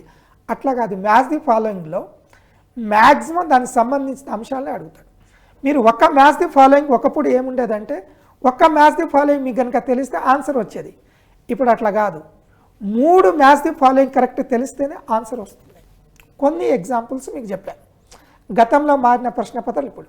గతంలో మీకు లోకల్ మెటీరియల్ చదివినా కూడా జాబ్ వచ్చేది, ఈరోజు లోకల్ మెటీరియల్ చదివితే నాశనం అవ్వరు, మీరు సర్వనాశనం అవుతారు. అంటే అంత గట్టి పదం ఎందుకు వాడినా, పౌరుషంగా కూడా ఎందుకు వాడినా అంటే లోకల్ మెటీరియల్ నుంచి క్వశ్చన్స్ రావు. స్టాండర్డ్ బుక్స్ చదివారు అనుకోండి కంపల్సరీ సక్సెస్ అవుతారు మీరు. సో సార్, మన దగ్గర స్టూడెంట్ బైట్స్ ఉన్నాయి, వాళ్ళ డౌట్స్ని వాళ్ళు మనకు పంపించడం జరిగింది. సో ఒకసారి అవి చూసి క్లారిటీ ఇద్దాం. So doubts please. Hello sir, నేను గ్రూప్ 1కి ప్రిపేర్ అవుతున్నాను సార్. సార్, నేను కొన్ని ప్రీవియస్ పేపర్లను చెక్ చేస్తూ ఉంటే సార్ కంప్లీట్గా కొన్ని సబ్జెక్ట్స్ని ఒమిట్ చేసేసి సార్, అంటే కంప్లీట్గా కట్ చేసేస్తున్నాడు. కొన్ని సబ్జెక్ట్కి సంబంధించినటువంటి క్వశ్చన్లు అసలు అడగట్లేదు సార్. అంటే సార్ దీన్ని మనం ఫ్యూచర్లో రాబోతున్న ఎగ్జామ్స్కి దీన్ని మనం ఎట్లా తీసుకోగలుగుతాం సార్? అంటే ఇట్లా మనకి ఇప్పుడు ప్రిలిమ్స్ ఉంది కదా సార్ గ్రూప్ 1, దాంట్లో మనం ఇట్లా ఎక్స్పెక్ట్ చేయొచ్చా సార్ ఏదైనా సబ్జెక్ట్ని కట్ చేయడాలు కానీ అనే దాని మీద నాకు బాగా డౌట్ ఉంది సార్. ప్రీవియస్గా కొన్ని పేపర్స్ చూస్తే నాకు ఇట్లా అర్థమైంది. రైట్, ఈ అభ్యర్థి కొంచెం సబ్జెక్ట్ మీద ఇప్పుడు మనం చెప్తున్నట్టు ఫాలో అవుతున్నట్టు. ఏమంటున్నాడంటే గ్రూప్ 1లో ప్రశ్నపత్రం ఎట్లా వస్తుంది, కొన్ని సబ్జెక్టులని ఒమిట్ చేసేస్తున్నాడు. ఇది వాస్తవం. ఇప్పుడు మీకు సిలబస్లో కనుక గ్రూప్ 1 సిలబస్లో కనుక గమనిస్తే 13 స్టేట్మెంట్స్ 13 స్టేట్మెంట్లు ఇచ్చారు. అంటే సబ్జెక్టులు కావాలి. ఇప్పుడు general science, science and technology ఒక స్టేట్మెంట్లో ఉంటుంది, regional, national, international current affairs అనేది ఒక లైన్లో ఉంటుంది స్టేట్మెంట్. ఇలా ఎందుకు జరుగుతుందంటే రీసెంట్గా కరోనా తర్వాత ఎస్పెషల్లీ 2021, 2022 క్వశ్చన్ పేపర్లు కనుక గమనిస్తే వాస్తవంగా ఇది జరుగుతుంది.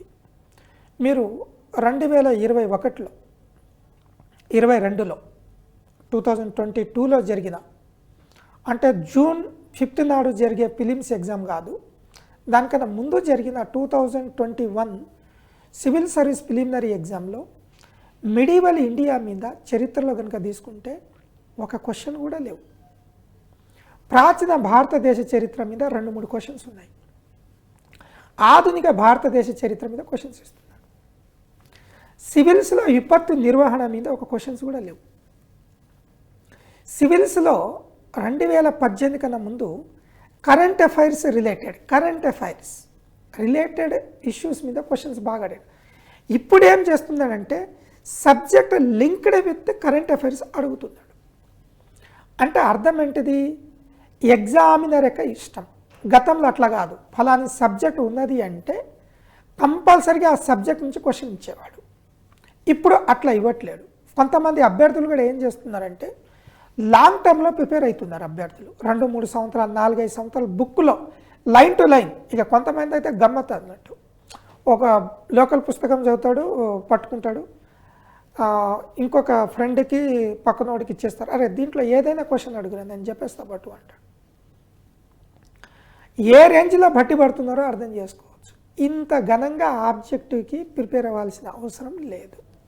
కారణం ఏంటంటే నేను ఇంతకుముందే చెప్పాను, నువ్వు పుస్తకం రాయట్లేవు, పాఠం చెప్పట్లేవు, 4 ఆప్షన్స్ ఇస్తున్నాడు. నువ్వు ఆప్షన్ గుర్తుపట్టగలిగే స్టేజ్లో ఉంటే చాలు. కానీ ఎందుకు ఆప్షన్ గుర్తుపట్టలేకపోతున్నావు, నువ్వు బట్టి పడుతున్నావు కాబట్టి, స్టేట్మెంట్ చదువుతున్నాం కాబట్టి ఈ ప్రాబ్లం వస్తుంది. కాబట్టి కొన్ని సబ్జెక్టులు ఎలిమినేట్ అవుతుంది, తక్కువ క్వశ్చన్స్ వస్తాయి. అయితే ఇక్కడ ఇంకొక విషయం కూడా గమనించాలి. ఏదైతే సబ్జెక్ట్ ఎలిమినేషన్ చేసేస్తున్నాడో ఆ సబ్జెక్ట్ని కాంటెంపరీ రిలేటెడ్ అంశం దగ్గర అడుగుతున్నాడు. ఎగ్జాంపుల్ ఒకటి చెప్తాను మీకు. ఇప్పుడు మీరు డిజాస్టర్ మేనేజ్మెంట్ విపత్తు నిర్వహణ తీసుకోండి. తెలంగాణలో విపత్తు నిర్వహణ మీద క్వశ్చన్స్ బాగా తగ్గిపోయినాయి. డిజాస్టర్ మేనేజ్మెంట్ తగ్గిపోయినాయి అన్నా కానీ రావట్లేదు అనలేదు నేను. గమనించాలి అభ్యర్థి.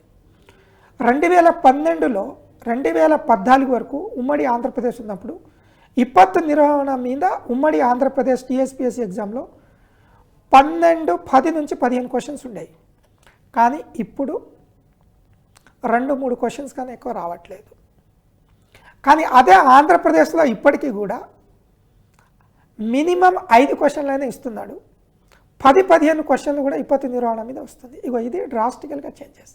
ఈ అభ్యర్థులకు కొన్ని సబ్జెక్టులు పూర్తిగా ఎలిమినేట్ చేస్తున్నాడని ఎందుకు డౌట్ వస్తుందంటే, ముఖ్యంగా తెలంగాణ కాంపిటేటివ్ ఎగ్జామ్ ప్రిపేర్ అయ్యే అభ్యర్థులు, ఆంధ్రప్రదేశ్ కాంపిటేటివ్ ఎగ్జామ్ ప్రిపేర్ అయ్యే అభ్యర్థులు కూడా రాష్ట్రం ఏర్పడిన తర్వాత క్వశ్చన్స్ అడిగే విధానం మారిపోయింది, మీరు గమనించాలి.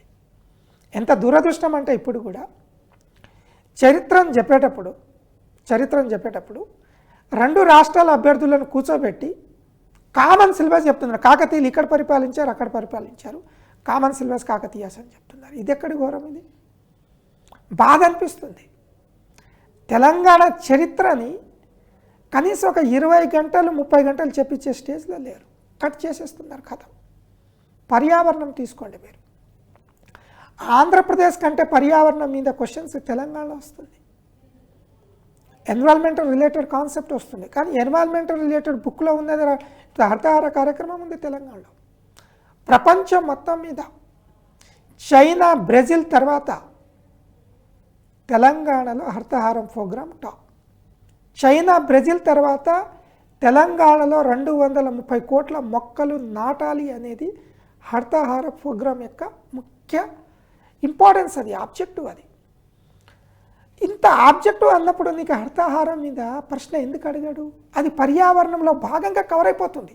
అక్కడ పోయి మీరు పర్యావరణ పుస్తకం పట్టుకొని నా పర్యావరణం మీద ఒక ప్రశ్నలు కనబట్టలేమంటే ఎక్కడ కనిపిస్తుంది నీకు? దీని అనలైజేషన్ అనేది చాలా ఇంపార్టెన్స్. ఇంకొక పాయింట్ చెప్తాను. అభ్యర్థులకి రీజనింగ్, అనలిటికల్ ఎబిలిటీ సంబంధించినది, రీజనింగ్, లాజికల్ రీజనింగ్ చదవమంటే వీళ్ళు ఏం చదువుతున్నారంటే అర్థమెటిక్ చేసుకుంటున్నారు వీళ్ళు. ఎందుకు? ఆల్రెడీ ఎస్ఐకి, కానిస్టేబుల్కి, ఎస్ఎస్ఐకి, బ్యాంక్ ఎగ్జామ్ ప్రిపేర్ అయిన వాళ్ళు ఏ కోచింగ్ సెంటర్లో అయినా చూడు, ఎవరినైనా చూడు, రీజనింగ్ చెప్పరా నాయనంటే రీజనింగ్ చెప్పకుండా అర్థమెటిక్ చెప్తున్నాడు. ఈయన అర్థమెటిక్ చదువుకొని పోతున్నాడు, ఆడేమో రీజనింగ్ ఇస్తున్నాడు. రీజనింగ్ చెప్పేటోడు లేడు.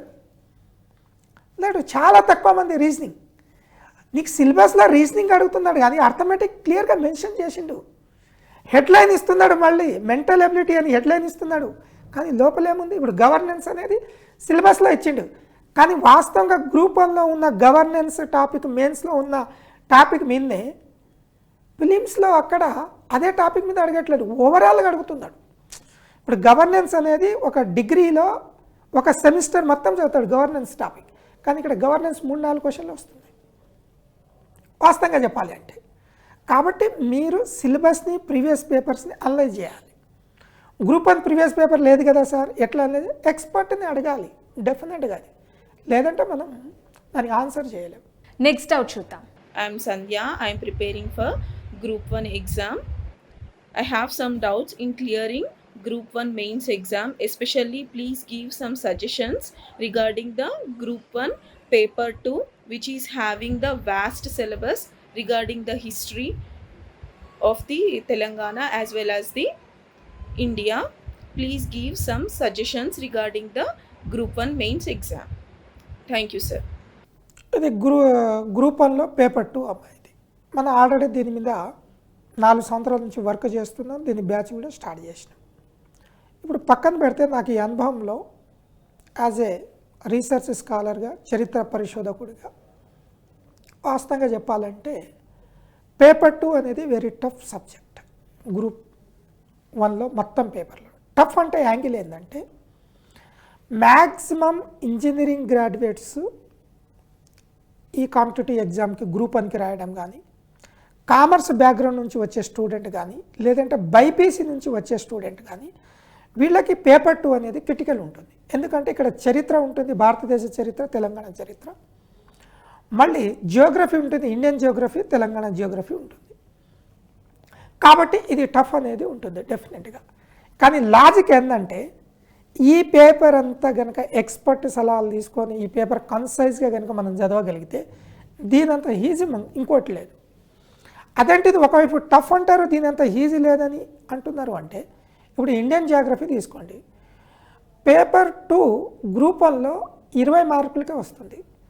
కానీ సిలబస్ ఏం చేసిండు, మొత్తం కంప్లీట్ ఒక సెమిస్టర్లో ఉన్న సిలబస్ తీసుకొచ్చి మొత్తం పెట్టిండు, లేదంటే ప్రామాణికమైన పుస్తకంలో ఉన్న సిలబస్ తీసుకొచ్చి మొత్తం పెట్టిండు. కానీ క్వశ్చన్స్ మాత్రం ఎక్స్పెక్ట్ చేయడం మాత్రం ఈజీ. ఎందుకంటే కొన్ని ఏరియాస్ మీదనే క్వశ్చన్స్ అడుగుతాడు. ఇప్పుడు for example physiography of the India చాలా వార్తలకు వస్తుంది. Physiography of India, our neighbouring countries, ఇది మీ క్వశ్చన్ అడగడానికి పాసిబిలిటీ ఉంది.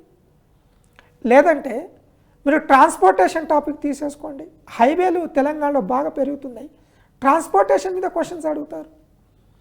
లేదంటే ఫారెస్ట్ తీసుకోండి, వెజిటేషన్ తీసుకోండి, వెజిటేషన్ టాపిక్ మీద క్వశ్చన్ అడగడానికి పాసిబిలిటీ ఉంది. అంటే మీకు ఒక సెక్షన్లో ఎన్ని టాపిక్ ఎలిమినేట్ అయిపోతున్నాయి, ఈజీగా ఎలిమినేట్ అయిపోతాయి.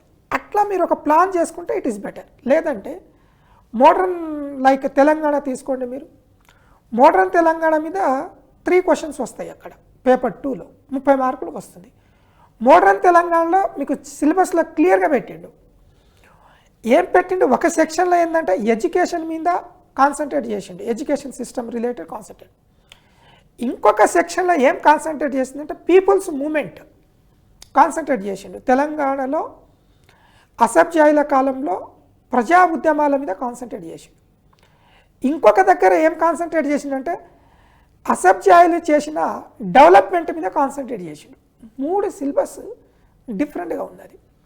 వీటిలో మీరు మెయిన్స్ ఎగ్జామ్ ఎలాగో 2022 డిసెంబర్ కానీ లేదంటే 23 జనవరిలో రాస్తారు. కాబట్టి సెప్టెంబర్ 17 తెలంగాణ విమోచన దినం అని, విద్రోహ దినం అని వివిధ రకాలుగా ఉన్నారు.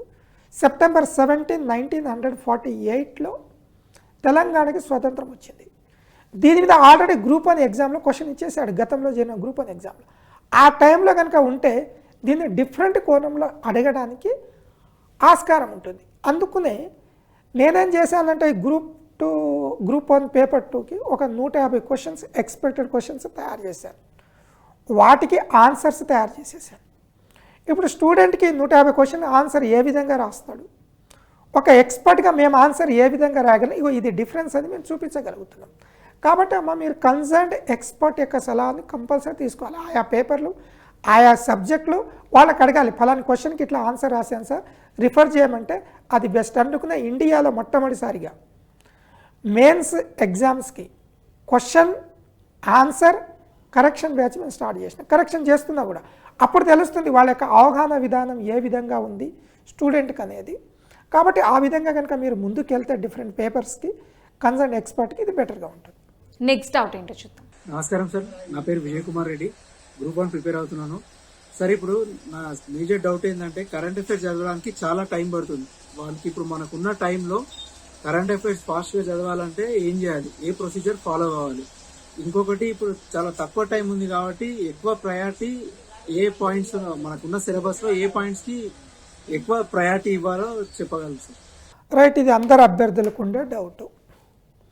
కరెంట్ అఫైర్స్ చాలా టైం పడుతుంది. ఇప్పుడు నేను బేసికల్గా 2 పాయింట్లు చెప్తాను మీకు. అసలు మీరు అభ్యర్థులు అండర్స్టాండ్ చేసుకోవాల్సింది ఏంటంటే కరెంట్ అఫైర్స్ అంటే ఏంటి అనేది గత ఎపిసోడ్లో కూడా చెప్పినాం. కరెంట్ అఫైర్స్ అంటే ఒక సింపుల్ మెథడ్లో చెప్పాలి అంటే సమకాలీన అంశాలు లాస్ట్ ఒక 1 ఇయర్ కానీ 1.5 ఇయర్ కానీ 6 మంత్స్ కానీ, కొంతమంది ఏమో 6 నెలలు ప్రిపేర్ అవ్వమంటారు, కొంతమంది ఏమో 1 ఇయర్ ప్రిపేర్ అవ్వమంటారు, కొంతమంది 2 ఇయర్స్ కూడా అంటారు. సాధారణంగా అయితే ఇదే ఫిక్స్డ్ అనేది లేదు. కానీ నేను ప్రీవియస్ పేపర్ అనలైజ్ చేసినప్పుడు ఏం కనిపించిందంటే తెలంగాణలో ఆన్లైన్ ఎగ్జామ్ జరిగినప్పుడు 15 రోజులు ఎగ్జామ్ రాసే 15 రోజుల ముందు కూడా క్వశ్చన్స్ వచ్చినాయి. ఆఫ్లైన్ ఎగ్జామ్ రాసినప్పుడు కొన్నిసార్లు ఏంటంటే నెల ముందు కూడా క్వశ్చన్స్ వచ్చినాయి, కొన్నిసార్లు 2 నెలల ముందు కూడా క్వశ్చన్ వచ్చినాయి, కొన్నిసార్లు 3 నెలల ముందు కూడా క్వశ్చన్ వచ్చేసినాయి. ఎగ్జామ్ రాసే ముందు 3 నెలల ముందు కూడా క్వశ్చన్ వచ్చినాయి. ఇది బేసిక్. కరెంట్ అఫైర్స్ని ఎట్లా డివైడ్ చేసుకోవాలి అంటే ఒకటేమో సమకాలీన అంశాలకు సంబంధించిన కరెంట్ అఫైర్స్. ఇది సింపుల్గా ఉంటుంది సమకాలీన అంశం. ఇప్పుడు ఫర్ ఎగ్జాంపుల్ వ్యక్తులు కనుక టాపిక్, కరెంట్ అఫైర్స్లో ఒక టాపిక్ ఇది. జాతీయ వ్యక్తులు, అంతర్జాతీయ వ్యక్తులు, రాష్ట్ర వ్యక్తులు, ఇది కరెంట్ అఫైర్స్, వార్తల్లోకి వచ్చిన వాళ్ళు. అవార్డులు ఒక టాపిక్, అవార్డ్స్, రాష్ట్రంలో ఉన్న అవార్డ్స్ కానీ దేశంలో ఉన్న అవార్డ్స్ కానీ ఇంటర్నేషనల్లో ఉన్న అవార్డ్స్ ఒక టాపిక్. బుక్స్ అండ్ ఆథర్స్, పుస్తకాలు, రచయితలు అనేది ఒక టాపిక్. రీసెంట్లీ డైడ్, ఈ మధ్య చనిపోయిన వారు, రాష్ట్రంలో కానీ దేశంలో కానీ ప్రపంచంలో కానీ ఇంటర్నేషనల్ కానీ ఒక టాపిక్. రీసెంట్లీ లాంచ్డ్ స్కీమ్స్, ఈ మధ్య లాంచ్ చేసిన ప్రోగ్రామ్, రాష్ట్రం, దేశం, ఇంటర్నేషనల్. ఈ స్కీమ్, ఇంటర్నేషనల్ స్కీమ్స్ ఎక్కువగా అడగడు, స్టేట్ నేషనల్ స్కీమ్స్ అడుగుతాయి. ఈ స్కీమ్స్ ఎక్కడ వస్తుంది మళ్ళీ మీకు సోషియాలజీలో పాలసీ దగ్గర కనిపిస్తుంది, ఎకానమీలో కూడా పాలసీ దగ్గర కనిపిస్తుంది, కొన్నిసార్లు ఆ స్కీమ్స్ బట్టి జియోగ్రఫీలో కూడా కనిపిస్తుంది. అప్పుడు ఇక్కడ కరెంట్ అఫైర్స్ ఏది, సబ్జెక్ట్ లింక్డ్ ఏది? కరెంట్ అఫైర్స్ వేరు, సబ్జెక్ట్ లింక్డ్ కరెంట్ అఫైర్స్ వేరు. ఇప్పుడు స్కీమ్స్ అనేవి సబ్జెక్ట్ లింక్డ్ కిందికి వస్తుంది, సమకాలీనం కిందికి వస్తుంది. కానీ మీకు అవార్డ్స్ అనేది సబ్జెక్ట్లో ఎక్కడ ఉండదు కదా. జాతీయ అంతర్జాతీయ వ్యక్తులు వార్తల్లోకి రావడం ఎక్కడ ఉండదు కదా. స్పోర్ట్స్ అనేది, క్రీడలు అనే టాపిక్ సబ్జెక్ట్లో ఎక్కడ ఉండదు కదా.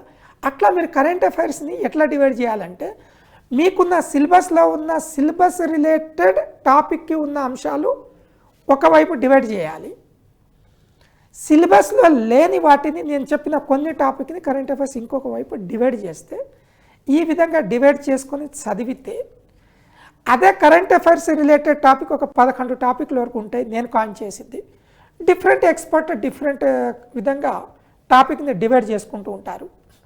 ఏ ఎక్స్పర్ట్ ఎన్ని విధాలుగా డివైడ్ చేసినా ప్రీవియస్ ఇయర్స్ పేపర్ని అనలైజ్ చేస్తే మ్యాక్సిమం మీకు ఒక 15 టాపిక్ల కనుక రావు. ఈ 15 టాపిక్లు current affairs related last 1 year compulsory చూసుకోవాలి, కొన్నిటికి 1.5 ఇయర్ చూడాలి, కొన్నిటికి 6 నెలలు కూడా చూసుకోవాలి. టైం అయితే పడుతుంది. అకార్డింగ్ టు మై ఎక్స్పీరియన్స్ రోజుకి 5 గంటల చొప్పున 30 రోజులు మీరు current affairs related and subject linked current affairs, subject linked last 1 year చదివితే నెల రోజులు పడుతుంది. నెల రోజులు నువ్వు subject linked current affairs and current affairs చదివినా నీ గ్రూప్ 1 ఎగ్జామ్లో నష్టం ఏం లేదు. ఇది గతంలో ప్రూవ్డ్, ఆల్రెడీ మా అభ్యర్థులు చేపిస్తున్నాం. ఇది రేపు ఇదే మన సిలబస్ పట్టు జాబ్ కొట్టు మీద మీ క్వశ్చన్ పేపర్ తీసుకొచ్చి కూడా చూపిస్తాం గ్రూప్ 1 ఎగ్జామ్కి. ఇక కరెంట్ అఫైర్స్లో ఫలాన్ పేపర్ నుంచి ఎగ్జాంపుల్ రీసెంట్గా ఎగ్జామ్ జరిగింది ఆంధ్రప్రదేశ్లో మే 15th రోజు ఎగ్జామ్ జరిగింది. ఇప్పుడు పేపర్ల నుంచి ఆన్సర్ రాసినాడు, కొన్ని సబ్జెక్ట్ని కంప్లీట్గా ఎలిమినేట్ చేసి పడేశారు కదా. ఎందుకు? పేపర్ చదివిన వాళ్ళకి ఆ పేపర్ ఈజీగా అయిపోయింది, పేపర్ చదవకుండా మ్యాగజైన్ చదివిన వాళ్ళందరూ ఆ పేపర్ రాయలేకపోయారు. మళ్ళీ అట్లా మీరు సబ్జెక్ట్ చదివేటప్పుడు కరెంట్ అఫైర్స్లో సబ్జెక్ట్ లింక్డ్ లేని. ఇక ప్రయారిటీ అనేది ఏంటంటే ప్రయారిటీ ఆఫ్ ది సబ్జెక్ట్ దేని మీద ఆధారపడి ఉంటుంది అంటే మ్యాక్సిమం లాస్ట్ 2 ఇయర్స్ కానీ 1 ఇయర్ కానీ 6 మంత్స్ కానీ 3 ఇయర్స్ మీద ఆధారపడి ఉంటుంది. ఆయా సబ్జెక్ట్ మీద. ఫర్ ఎగ్జాంపుల్ కనుక మీరు ఎగ్జామ్ కనుక అక్టోబర్లో కనుక ఎగ్జామ్ రాస్తున్నారనుకోండి, జూలై నుంచి సెప్టెంబర్ మధ్య కాలంలో జరిగిన ఇన్సిడెంట్ ఏముంటుంది అంటే వర్షాలు బాగా పడుతుంది, మాన్సూన్ సీజన్ ఉంటుంది. అక్టోబర్లో ఎగ్జామ్ రాసినప్పుడు ఏమవుతుందంటే Indian Geography, Telangana Geography, Andhra Pradesh Geography related subject సంబంధించిన అంశాలు పెరుగుతాయి. అదే కనుక మీరు ఎగ్జామ్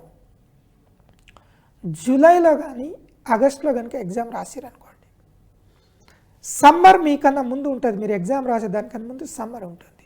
జనవరి, ఫిబ్రవరి, మార్చ్ ఇవి జరుగుతుంది. మీరు ఎగ్జామ్ రాసే జూలై, ఆగస్టులో ఇండియాలో ఉండే ఇండియన్ యొక్క బడ్జెట్ పెడతారు, ఇండియన్ బడ్జెట్ పెడతారు, తెలంగాణ బడ్జెట్ పెడతారు.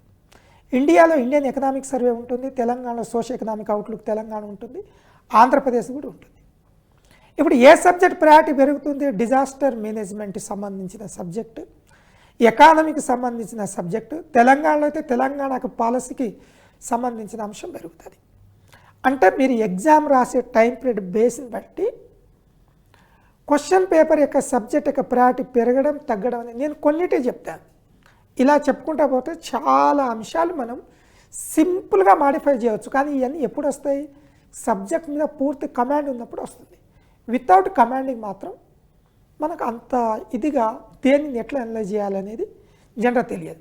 అయితే తెలంగాణలో మీరు మేజర్గా దేనికి ప్రయారిటీ ఇవ్వాలంటే, గతంలో కూడా మన సిలబస్ కోర్టు జాబ్ కోర్టులో చెప్పాను, తెలంగాణకు సంబంధించిన చరిత్ర, సంస్కృతి, తెలంగాణకు సంబంధించిన Telangana policies, Telangana geography, Telangana related current అఫైర్స్కి గ్రూప్ 1 ఫస్ట్ టైం కండక్ట్ చేస్తున్నారు. కాబట్టి స్థానికమైన తెలంగాణకు సంబంధించిన అంశాల మీద ఫోకస్ చేస్తే ఇది ఎక్కువ ప్రయారిటీ ఉండడానికి ఆస్కారం ఉంటుంది అంటున్నాను నేను. ఆస్కారం ఉంటుంది. గతంలో ఆంధ్రప్రదేశ్లో గ్రూప్ 1 జరిగింది, అట్లనే జరిగింది కూడా. అక్కడ ఆంధ్రప్రదేశ్ రిలేటెడ్ ఎక్కువ మనకు ప్రయారిటీ ఇవ్వడానికి ఇచ్చేసాడు కూడా, క్వశ్చన్స్ కూడా వచ్చేసిన, ఎగ్జామ్ కూడా రాశారు.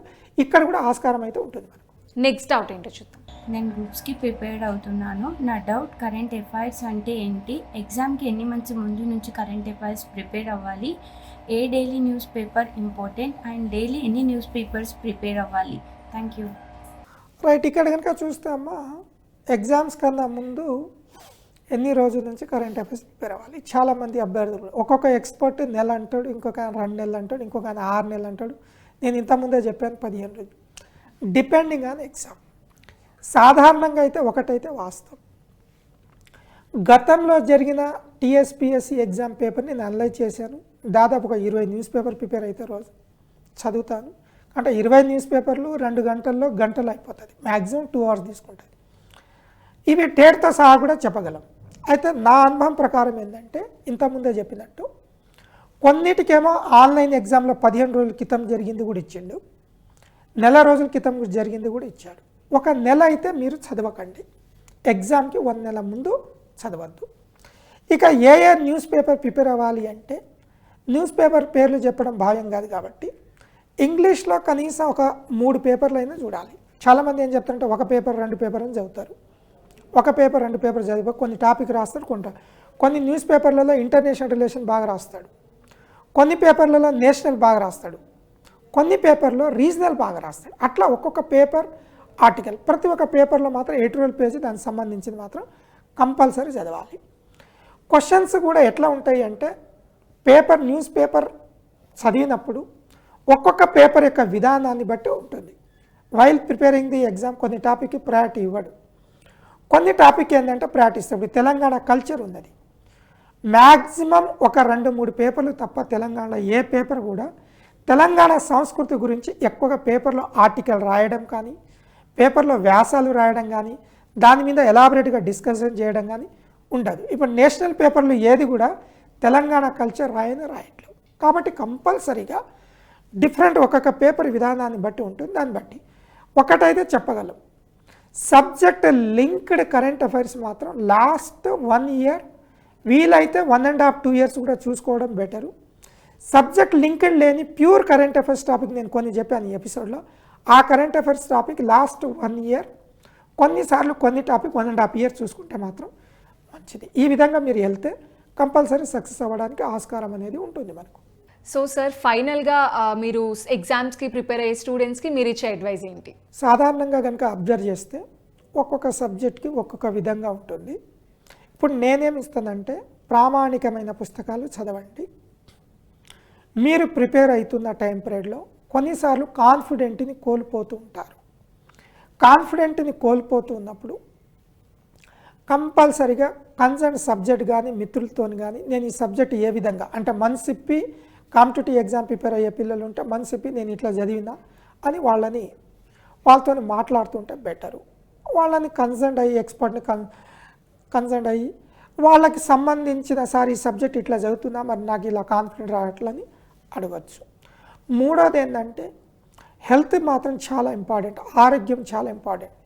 కాంపిటేటివ్ ఎగ్జామ్ ప్రిపేర్ అవుతున్నప్పుడు ఆరోగ్యం ఇప్పుడు పాడవదు. ఎగ్జామ్ ఎగ్జాక్ట్గా వారం రోజులు 5 రోజులు 4-5 రోజులు ఉన్నప్పుడు ప్రపంచంలో లేని సమస్యలన్నీ మీకే చుట్టుముట్టుకుంటాయి. ఎప్పటివరకు ఎందుకు అప్పుడే చుట్టుముట్టుకుంటాయి అంటే ఈ 5-6 నెలలు అన్ని సమస్యలు పక్కన పెట్టరు కాబట్టి అవన్నీ ముందుకు వస్తాయి. కాబట్టి వీటిని అన్నిటిని కూడా మీరు కొంచెం అవాయిడ్ చేయడం మంచిది. ఇవన్నీ కామన్. ఒక ఎగ్జాంపుల్ చెప్తాను. ఒకసారి ఒక సివిల్ సర్వీస్ అమ్మాయి కాంపిటేటివ్ ఇంటర్వ్యూకి పోతుంది. సివిల్ సర్వీస్ ఇంటర్వ్యూకి తెల్లారి ఇంటర్వ్యూకి వెళ్తే ముందు రోజు వాళ్ళ ఫాదర్ చనిపోయాడు. ముందు రోజు చనిపోయాడు. ఈ సంఘటన హర్యానాలో జరిగింది. ఫాదర్ చనిపోయినప్పుడు వెళ్ళలేదు. ఎందుకు? తెల్లారి ఇంటర్వ్యూ ఉంది కదా. తెల్లారి వెళ్ళిన తర్వాత ఆమెని ఇక బంధువులు లైక్ వాళ్ళ మదర్ కొట్టారు కూడా. కానీ ఏం జరిగింది చరిత్రలో? She got all India first rank. ఈ ఎగ్జాంపుల్ ఎందుకు చెప్పాను అంటే అంత నిబ్బరం అనేది మన కాంపిటేటివ్ ఎగ్జామ్ ప్రిపేర్ అవుతాం డూ ఆర్ డై ఉన్నప్పుడు, ఎస్పెషల్గా ఏజీ అయిపోయి లాస్ట్ అటెంప్ట్ ఉన్నవాళ్ళు కానీ ఈ జాబ్ రాకపోతే జీవితం లేదు అనుకునే వాళ్ళు సీరియస్గా ఈ అన్నిటిని ఓపిక పట్టుకొని ముందుకు వెళ్ళాలి. మనం కావాల్సిన వనరులు దగ్గర పెట్టుకోవాలి, ఓపిక దగ్గర పెట్టుకోవాలి. ముఖ్యంగా ఆరోగ్యం చాలా ఇంపార్టెంట్. ఈ ఆరోగ్యం అనేది నేను చెప్పినట్టు లాస్ట్ 1 వీక్ ఎగ్జామ్ రాసే ముందు ఇది ఉంటుంది. రెండో ప్రాబ్లం, ఇంకో ప్రాబ్లం జనరల్గా వచ్చేది ఏంటంటే మీ కాన్ఫిడెంట్ ఎప్పుడు వస్తుందంటే ఎగ్జామ్ ఇంకా వారం రోజులు ఉన్నాక 10 రోజులు ఉన్నాక కాన్ఫిడెంట్ బాగా వస్తుంది. అప్పుడు ఏమనిపిస్తుంది అంటే బ్రెయిన్కి ఇంకొక నెల రోజులు కొంచెం టైం ఇస్తే అసలు జాబ్ కొట్టేటోనేమో అనిపిస్తుంది. ఇట్లా ఎందుకు అనిపిస్తుంది అంటే you are came to the peak level అప్పటికి వచ్చిన మైండ్ అనేది ట్యూన్ అయింది. చదువుతూ 3-4 నెలలు చదవడం వల్ల ఏంటంటే మైండ్ ట్యూన్ అయ్యి పీక్ లెవెల్ మైండ్కి వచ్చిన తర్వాత అట్లా అనిపిస్తుంది. అది అవాయిడ్ చేయాలి. ఏంటంటే ఒక కాంపిటేటివ్ ఎగ్జామ్ని ఒక 6 నెలల ముందు స్టార్ట్ చేయాలి. కనీసం 6 నెలల ముందు స్టార్ట్ చేస్తే ఏంటంటే మ్యాక్సిమం వీలైనంత వరకు ప్రిపరేషన్ అనేది కంప్లీట్ అవుతుంది. 2 నెలలు 3 నెలలు అనేది ఇది ఇంపాసిబుల్. కొత్త అభ్యర్థికి కొత్త అభ్యర్థి కాదు, పాత అభ్యర్థి కూడా ఇంపాసిబుల్. అది ఏదో చెప్తారు 2 నెలలు కూర్చుంటే జాబ్ కొడతామని. కాకపోతే కండిషన్ బాగా సలహాలు ఇచ్చేవాళ్ళు, topic to topic, subject to subject, point to point, question to question సలహా ఇచ్చేవాళ్ళు కనుక ఉంటే వాస్తవంగా 2 నెలల్లో కూడా సక్సెస్ కావచ్చు. మనకు పాసిబిలిటీ కూడా ఉంది. అలా సక్సెస్ అయిన వాళ్ళు కూడా చాలామంది ఉన్నారు. Thank you so much, sir. So that's all for today's Syllabus Pattu Job Kottu. Stay tuned.